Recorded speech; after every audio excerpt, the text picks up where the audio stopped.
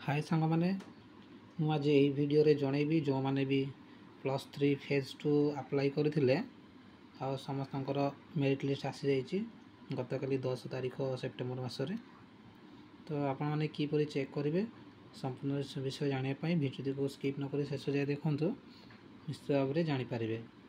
जो जो मैंने अप्लाई करते समस्त सिलेक्शन बर्तमान आसी जाइए। से आप प्रथम कौन करेंगे आपंकर क्रोम ब्राउजर को ओपन करेंगे।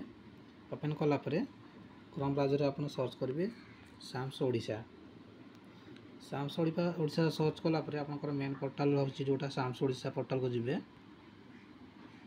गलापर देखो आपंकर एपंकर विभिन्न ऑप्शन आसोटा कि आम डिग्री +3 बा no year status phase 2 selection.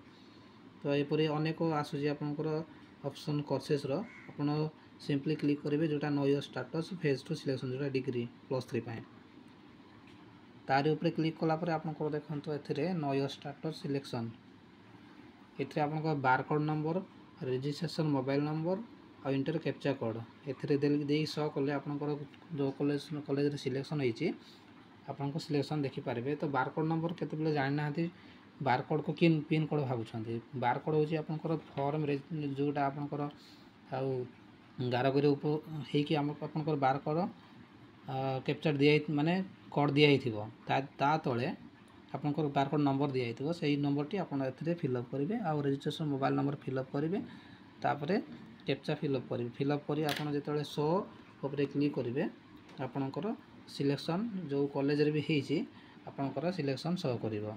तो आपंकर रिपोर्टिंग टाइम आज जो स्टार्ट होती 11 तारीख सेप्टेम्बर मसठू आप यथाशीघ्र आपंकर सिलेक्शन चेक करूँ जेहेतु आपंकर डेट जदि पलैज आपड़ पुणी असुविधा हो।